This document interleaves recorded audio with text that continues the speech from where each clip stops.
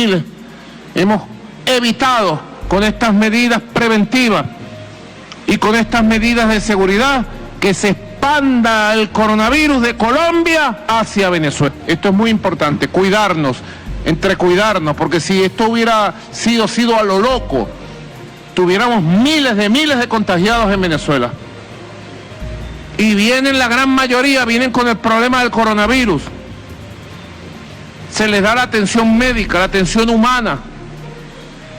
Ayer vi un reportaje muy bueno de Telesur, Jorge, muy bueno de Telesur, de la llegada de los connacionales al estado La Guaira, cómo los recibieron, los exámenes que le hicieron, entrevistaron a los connacionales, tenían mucha conciencia en su declaración de todo el proceso que habían vivido, de cómo los habían contagiado en Colombia, y con aquella paciencia se les llevó a un hotel bellísimo que queda frente al mar, la habitación bella, la cama bonita, bien arreglada, toda la atención para cuidarlos a ellos y cuidar a Venezuela.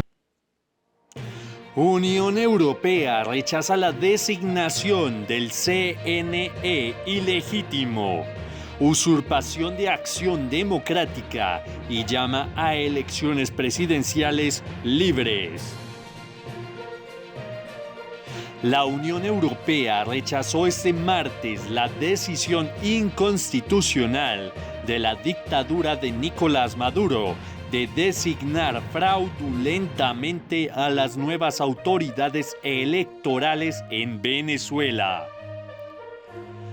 En este sentido, la Unión Europea considera que sin un Consejo Nacional Electoral, o CNE por sus siglas, independiente y equilibrado en Venezuela, no existirá un proceso electoral creíble, ya que este es la piedra angular para comprobar la transparencia del sufragio. De igual forma, reiteraron el llamado a la convocatoria de elecciones presidenciales libres y transparentes para solventar la crisis en el país. El 10 de junio, el Tribunal Supremo de Venezuela, o TSJ, emitió una decisión que otorga un plazo de 72 horas al Comité de Nominaciones Electorales establecido en noviembre pasado dentro de la Asamblea Nacional para identificar los nombres de los candidatos a los rectores del Consejo Electoral. El 12 de junio, la Corte Suprema de Venezuela nombró a los rectores del Consejo Nacional Electoral. El 15 de junio, el mismo tribunal suspendió la actual Junta Directiva de Acción Democrática. Uno de los principales partidos de oposición y miembro del grupo de oposición G4, y nombró una junta ad hoc. Estas decisiones reducen al mínimo el espacio democrático en el país y crean obstáculos adicionales para la resolución de la profunda crisis política en Venezuela, dice el comunicado de la Unión Europea. Colombia rechaza y desconoce designación del nuevo Consejo Nacional Electoral al servicio de la dictadura de Maduro en Venezuela.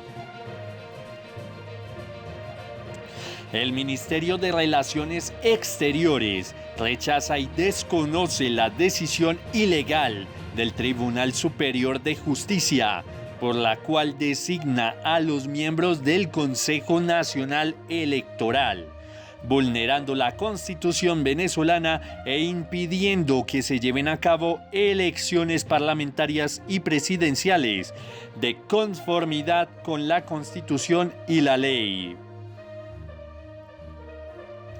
La Asamblea Nacional es el único órgano legítimo y democráticamente electo al que la Constitución venezolana le otorga la facultad de designar los miembros de Consejo Nacional Electoral. Reiteramos que solo a través de la convocatoria de elecciones presidenciales libres, justas y creíbles se logrará el pleno restablecimiento del orden democrático en Venezuela. Las acciones del régimen ilegítimo en contra de la Asamblea Nacional y el Consejo Nacional Electoral solo profundizan la crisis multidimensional generada por la dictadura y prolongan el sufrimiento del pueblo venezolano. Guaidó. Supuestos rectores del Consejo Nacional Electoral no tienen 24 horas usurpando funciones y ya son rechazados en el mundo. Rechazo y desconocimiento. Esta ha sido la reacción de gran parte del mundo al nombramiento del nuevo Consejo Nacional Electoral por parte del ilegítimo Tribunal Supremo de Justicia, según lo informado por el presidente de Venezuela y de la Asamblea Nacional, Juan Guaidó, durante la sesión online del Parlamento celebrada este martes 16 de junio. No han pasado 24 horas desde que tratan de usurpar funciones los supuestos rectores del Consejo Nacional Electoral, y ya la Unión Europea, los Estados Unidos y nuestros aliados han rechazado cualquier acción que emane o derive de esa farsa que tratan de acometer. Agradecemos la pronta respuesta de Europa, Estados Unidos y aliados, que han rechazado de entrada esta falsa designación, dado que el Parlamento Nacional es el único habilitado por la Constitución para designar poderes políticos. Perros están presos, presos están. ¿Cómo van a terminar los que no se pongan del lado de la Constitución? Y aquí voy con la propuesta de la unidad, de la Unión, el gobierno de emergencia nacional, que no es un capricho, es la posibilidad de una transición, son garantías para todos los sectores. Y nosotros sí podemos hablar de garantías, la dictadura no. Atención otra vez el entorno del dictador, escuchen bien. Y si no, pregúntenle a Christopher Figuera.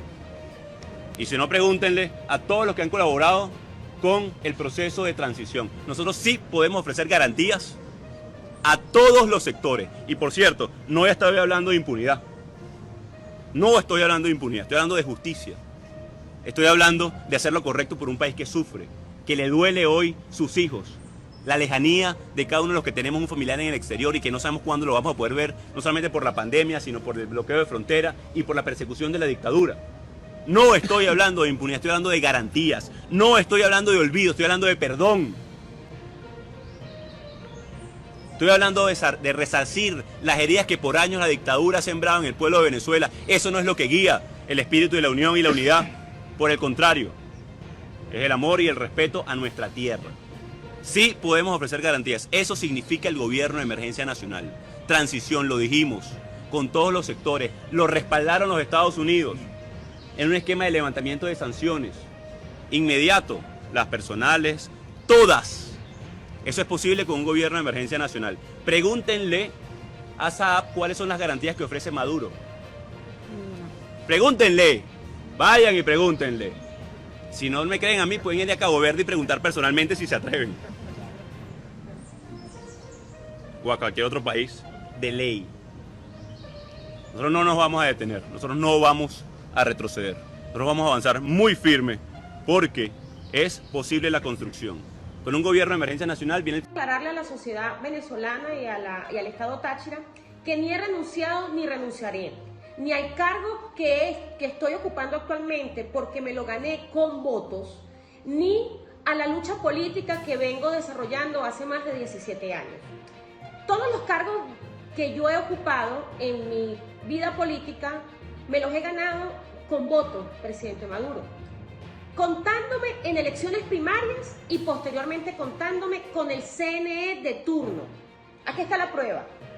En el año 2015 me conté en elecciones primarias y posteriormente me conté con el CNE de turno, y con el CNE de turno gané las elecciones con el 68.9% de los votos a favor, venciendo al candidato del PSV. Posteriormente, en el año 2017, me conté en elecciones primarias para ser candidata de la unidad a la gobernación del estado Táchira. Y luego, cuando me conté con el candidato del PSV en el año 2017, gané con 324.000 votos que representaban el 63.2% de los votos a favor del candidato del PSUV que representaba en ese momento al régimen. La gobernadora del estado Táchira, presidente Maduro, no le tiene miedo a la participación electoral ni le tiene miedo a los votos.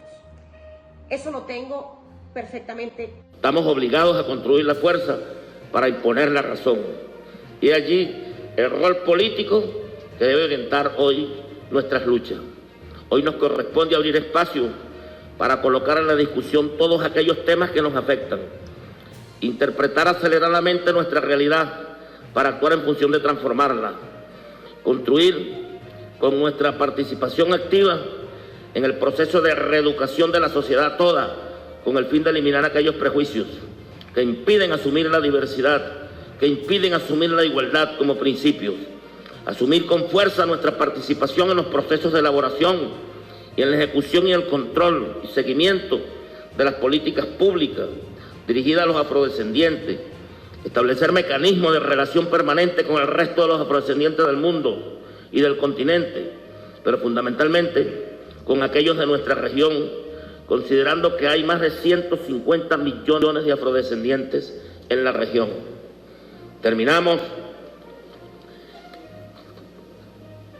condenando la violación de los derechos humanos por parte del gobierno supremacista de Donald Trump.